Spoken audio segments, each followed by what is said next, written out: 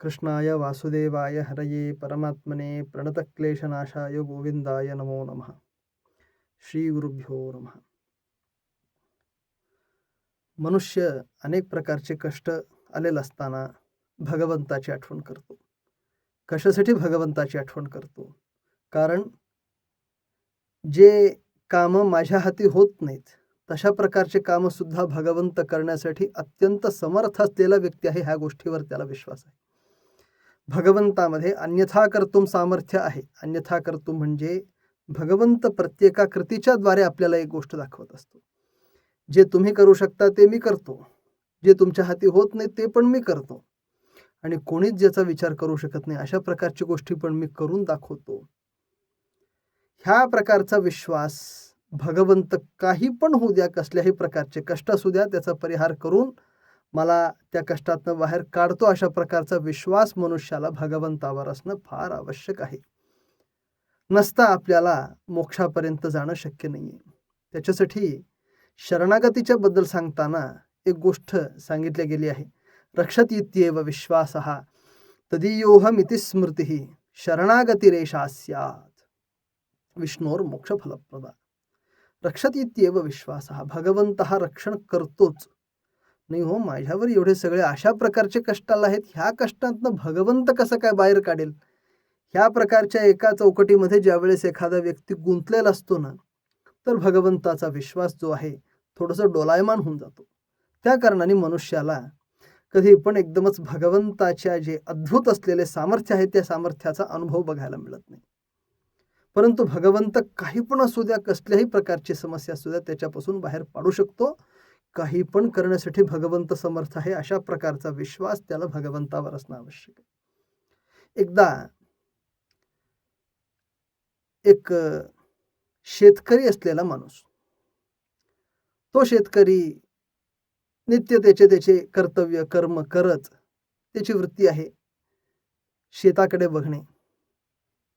करत असताना एका दिवशी नारद महर्षी त्या वाटेतनं जात होते. जात असताना त्या शेतकऱ्यांनी त्या नारदांना बघितलं, नमस्कार केलं, त्यांना बोलवलं, आसन दिलं, बसा म्हणलं. बसल्यानंतर नारद महर्षींना त्यांनी नमस्कार करून प्रश्न विचारलं. भगवन, माझा एक प्रश्न आहे, माझी एक विनंती आहे, माझी एक प्रार्थना आहे. तुम्ही भगवंताचं दर्शन करून घेत असता, भगवंताच्या दर्शनाला तुम्ही जात असता, एवढी शक्ती तुमची आहे, तर माझी एक इच्छा आहे की तुम्ही भगवंताच्या जवळ गेलेला असताना माझ्यासाठीचा एक प्रश्न तुम्ही विचारा. काय ते प्रश्न? भगवंत मला कधी दर्शन देणार, भगवंताचा साक्षात्कार मला कधी होणार, हे एक प्रश्न तुम्ही विचारा म्हणून सांगितलं. नारद महर्षीने म्हटलं, बरं, ह्याच्यामध्ये हे विचारण्यामध्ये काय मोठी गोष्ट नाहीये, अवश्य विचारतो. नारद महर्षी त्याच वाटेतनं पुढे जात होते. जात असताना तिथे एक तपस्वी असलेले, ज्ञानी असलेले एक व्यक्ती बसलेले होते. जटा धारण केलेली होती, सतत हातामध्ये जपाची माळ घेऊन देवाचं ध्यान करत, चिंतन करत, सतत देवाचं स्मरण करणारे एक व्यक्ती. त्या व्यक्तींनी नारद महर्षींना नमस्कार केलं, त्यांची स्तुती केली, त्यांना आसन दिलं, त्यांचं आतिथ्य उपचार करून त्यानंतर त्यांना प्रश्न विचारलं. माझा एक छोटासा प्रश्न आहे, तुम्ही भगवंताला ज्यावेळेस उद्या भेटताल, तर भेटलेला असताना भगवंताशी माझा एक प्रश्न आहे, एक विनंती आहे भगवंताशी, की मला भगवंताचा साक्षात्कार कधी होणार, हे एक तुम्ही प्रश्न विचारा म्हटलं. बरं म्हटलं. नारद महर्षी भगवंताकडे जातात. भगवंताच्या बरोबर नमस्कार करून, त्यांची स्तुती करून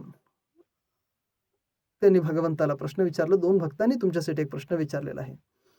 त्यांना तुमचं दर्शन कधी होणार ह्या गोष्टीची त्यांना चिंता आहे. त्याच्यासाठी कृपया ह्या एका गोष्टीचं उत्तर तुम्ही द्यावं, अशा प्रकारे त्यांनी ज्यावेळेस विचारलं, त्यावेळेस त्यांनी सांगितलं, ह्या प्रश्नाचं उत्तर मी आत्ताच देणार नाही, थोड्या वेळानंतर देतो, थोड्या दिवसानंतर देतो.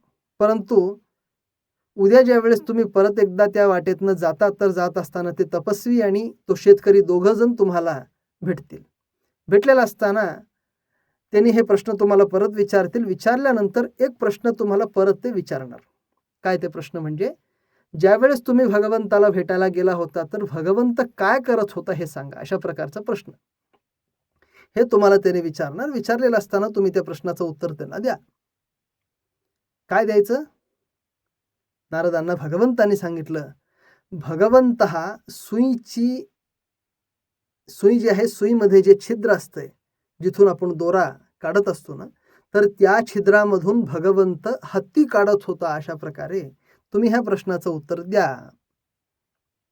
बरं आहे म्हणलं, नारद महर्षींना भगवंताची काहीतरी लीला असेल अशा प्रकारे विचार करून त्यांनी वापस जात असताना ते जे तपस्वी असलेले व्यक्ती होते त्यांनी विचारलं, महाराज भगवंताची तुम्ही मी विचारलेला प्रश्न विचारलात का? त्यांनी सांगितलं, हो विचारलो.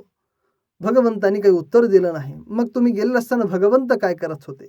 असं ज्यावेळेस त्या तपस्वीने विचारलं तर त्यांनी सांगितलं, हत्तीला एका सुईच्या छिद्रामधनं हत्ती काढत होता भगवंत. असं म्हणलं की लगेच ते तपस्वी हसायला लागतात. नारदाने विचारलं, कशासाठी हसत आहात तुम्ही? त्यांनी सांगितलं, नाही हो, कोणीतरी हत्ती एखाद्या सुईच्या छिद्रातनं हत्ती काढणं शक्य आहे का? अशा प्रकारे विचार करून ते तपस्वी परत एकदा भगवंताच्या ध्यानामध्ये लागले. पुढे ज्यावेळेस त्या एका शेतकरीच्या जवळ गेलेला असताना त्या शेतकरीला हेच प्रश्न त्यांनी परत विचारलं, भगवंतांनी काय सांगितलं? त्यांनी म्हणलं, काही भगवंतांनी काही विचार काही सांगितला नाहीये. तुम्ही गेलेला असताना भगवंत काय करत होता? अशा प्रकारे त्यांनी ज्यावेळेस प्रश्न विचारला होता त्या प्रश्नाचं उत्तर त्यांनी दिलं. भगवंत सुईच्या एका छिद्रामधून हत्ती बाहेर काढत होता म्हणलं तर तो शेतकरी उठून नाचायला लागतो, हसायला लागतो, जोरजोरात चिरकायला लागतो, आनंद होतोय त्याला. एवढा आनंद कशासाठी म्हणून त्यांनी ज्यावेळेस प्रश्न विचारला तर त्यावेळेस त्या शेतकरीने उत्तर दिलं, फार छोटं असलेलं एवढंसं छोटंसं बीज असतंय, त्या बीजामधनं समग्र झाड उत्पन्न करणारा भगवंत, एखादा छोटासा सेल असतंय, त्या सेलच्या द्वारे इतकं अद्भुत असलेलं शरीर निर्माण करतो भगवंत. सत्वगुण, रजोगुण, तमोगुण ह्याचे सूक्ष्म अंश आहेत, त्याच्यापासून इतका मोठा असलेला ब्रह्मांडाचा निर्माण करणारा भगवंत, त्याला ह्या एका सुईच्या छिद्रामधून त्या एका हत्तीला काढणं काय असाध्य गोष्ट आहे का? तो पण हे कार्य करत आहे म्हणल्यानंतर खरंच अद्भुत असलेली गोष्ट आहे. तुम्ही खरं प्रत्यक्ष त्या गोष्टीला तुम्ही बघितला, तुम्ही धन्य आहेत. म्हणून अशा प्रकारे नारद महर्षींच्या समोर ज्यावेळेस तो शेतकरी आनंदाने नाचायला लागतो, हसायला लागतो, भगवंताच्या गुणांचा गान करायला लागतो, नारद महर्षी जातात वापस भगवंताच्या जवळ. जाऊन त्यांनी जे घडलं ते सांगितलं. त्यावेळेस भगवंतांनी सांगितलं, ते जे तपस्वी आहेत ना, त्यांना तुम्ही जाऊन उत्तर द्या की तुम्ही अजून साधना करणं आवश्यक आहे. कारण मी काय करू शकतो, काय करत नाही, ह्या गोष्टीवर त्यांना विश्वास नाही अजून पण. परंतु तो जो शेतकरी आहे त्याला तुम्ही हे उत्तर द्या, लवकरात लवकर मी त्याला दर्शन देणार आहे. सांगण्याचा तात्पर्य काय म्हणजे भगवंत, हे काम भगवंताच्या हाती होऊ शकतंय का? शक्य आहे का? अशा प्रकारे आपला विश्वास कधी पण डोलायमान व्हायला नको. भगवंताच्या हाती असाध्य असलेली गोष्ट कोणतीच नाहीये. अशा प्रकारे भगवंताच्या विषयी आपली श्रद्धा असावी, विश्वास असावा. रक्षति इत्येव विश्वासः. कसलेही कष्ट येऊ द्या, त्याच्यातून भगवंत आपल्याला पार पाडेल. कारण तदीयोहम, मी भगवंताचा दास आहे, मी भगवंताचा भक्त आहे, भगवंत माझा करता धरता आहे म्हणल्यानंतर माझी जबाबदारी घेतलेल्या भगवंताला, समग्र जगाचं रक्षण करतो म्हणल्यानंतर माझ्यासारख्या क्षुद्र व्यक्तीला, अत्यंत अल्प योग्यतेच्या माणसाचं रक्षण करणं भगवंताला फार असं कठीण जाणार नाही. त्याच्यासाठी म्हणून भगवंताच्या विषयी अशा प्रकारचा विश्वास असावा की काही पण भगवंत करू शकतो. अशा प्रकारची भावना आपली भगवंताच्या विषयी असावी. अशा प्रकारे ह्या एका कथेचा तात्पर्य आहे. त्या कारणाने आपण सगळेजण मिळून भगवंताच्या कृपेने, भगवंताच्या अनुग्रहाने, त्या भगवंताच्या विषयी निश्चल असलेला, अटळ असलेला, न हलणारा, चंचल न होणारा अशा प्रकारचा विश्वास भगवंतावर ठेवूया. आणि भगवंताची कृपा आपल्यावर होण्यासाठी जे विश्वास पाहिजे तशा प्रकारचा विश्वास आपण भगवंतावर करूया. त्या प्रकारे भगवंताला समजून घेऊन आपण भगवंताची उपासना करूया. भगवंताचा साक्षात्कार आपल्याला सुद्धा होईल. हरये नमः. श्रीकृष्णार्पणमस्तु.